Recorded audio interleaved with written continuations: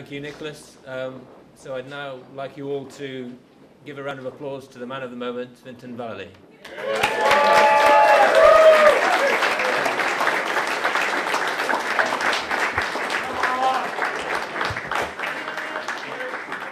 Thanks, Nicholas and Michael, for the wonderful words.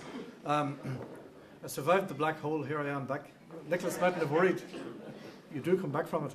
But mentioning Tommy Munnelly, I'm reminded that when I asked, Tommy was one of the very first people to be enthusiastic about this project in 1997, 1997 when it started. And he said to me, "Oh great," he says, "another encyclopedia. I suppose the first edition will be the proof copy." He's partly right, of course, but this time round it's expanded, etc. I'm not going to do like Michael. I won't ad lib. That was the oral tradition. This is the literary tradition now, celebrating a book.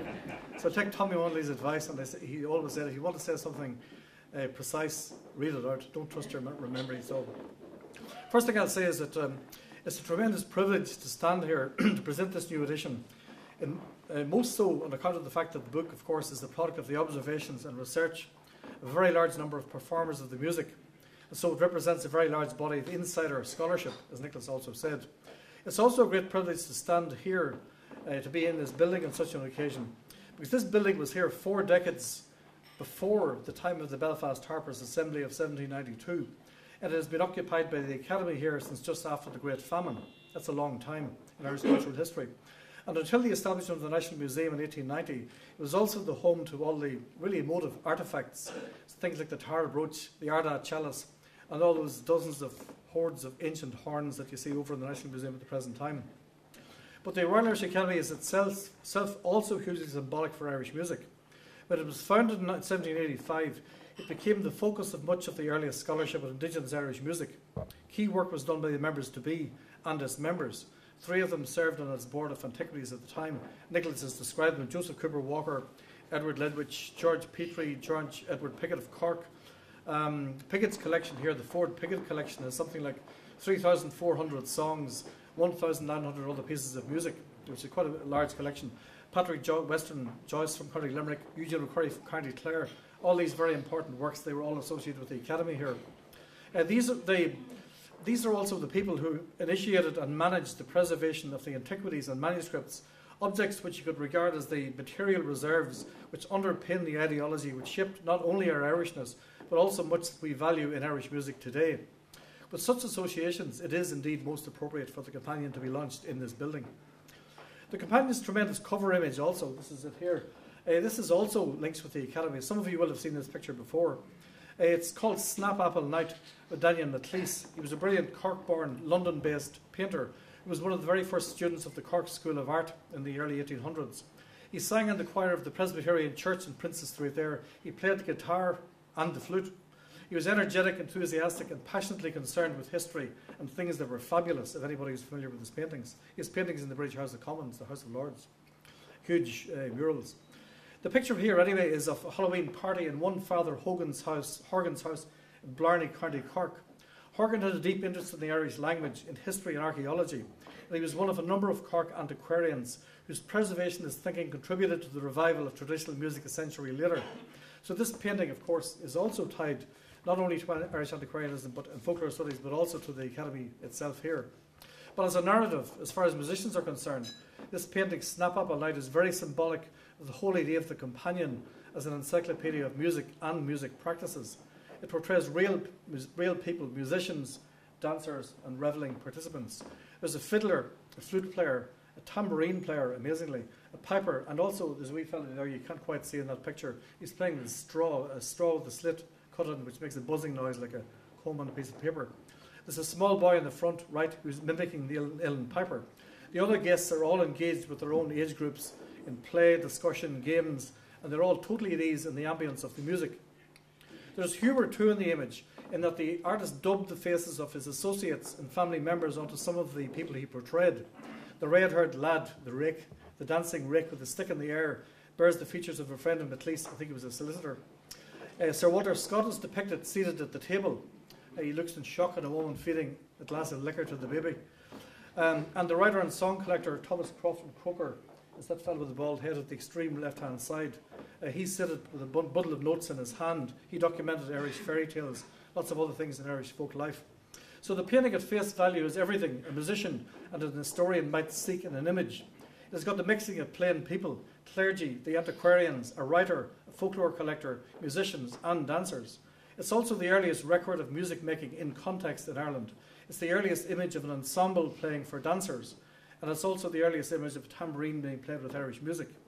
Indeed, the whole thing is very emblematic of the balance and variety of elements and influences which shaped present-day traditional music. This pre-technology picture is quite a contrast to the companion's other dimension, which Nicholas mentioned, that of the resource website, which is called, you might call it a companion to the companion. It's called companion.ie. I know it sounds like an escort agency, but there you are.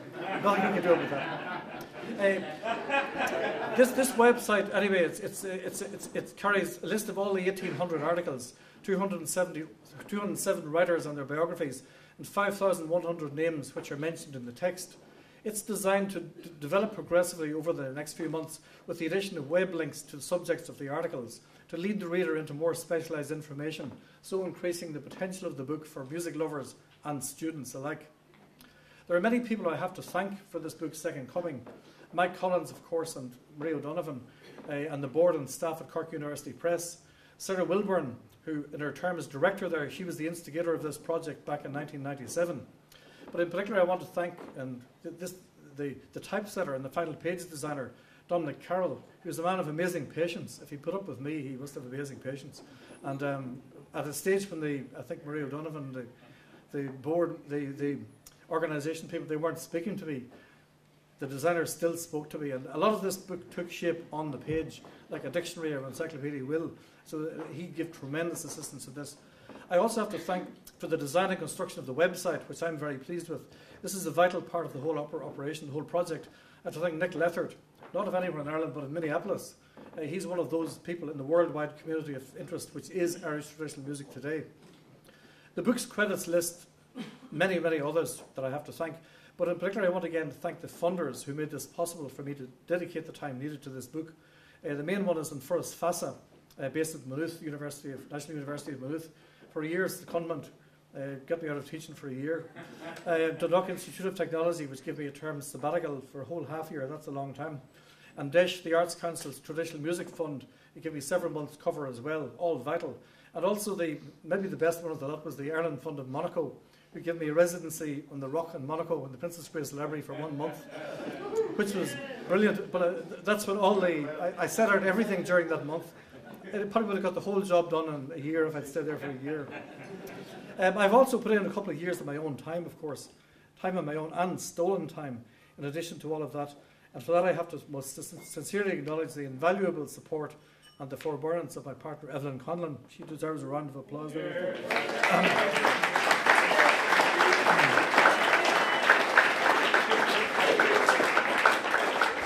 And finally, I need to pay a tribute to those, like really some of the best contributors and the best supporters of this whole project they're no longer with us.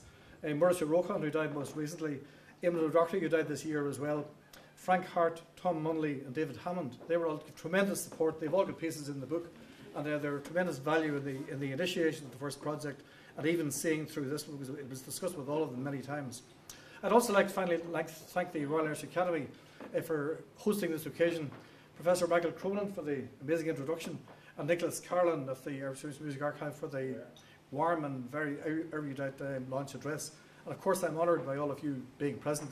I was flabbergasted when I see the number of people who turned up. So thank you very much. So what I'll finish up by saying is that for those of you who are eager, we're going up to the Harcourt Hotel.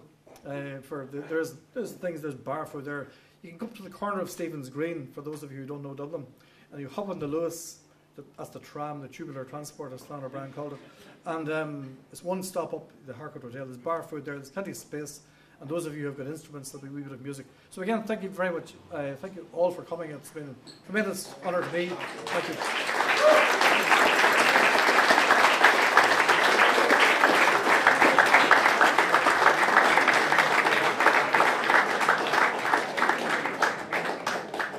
Thank you, Fintan. I'd just like to I'd just like to thank Fintan. I'd like to thank Mitchell's for the catering and to thank the musicians here tonight.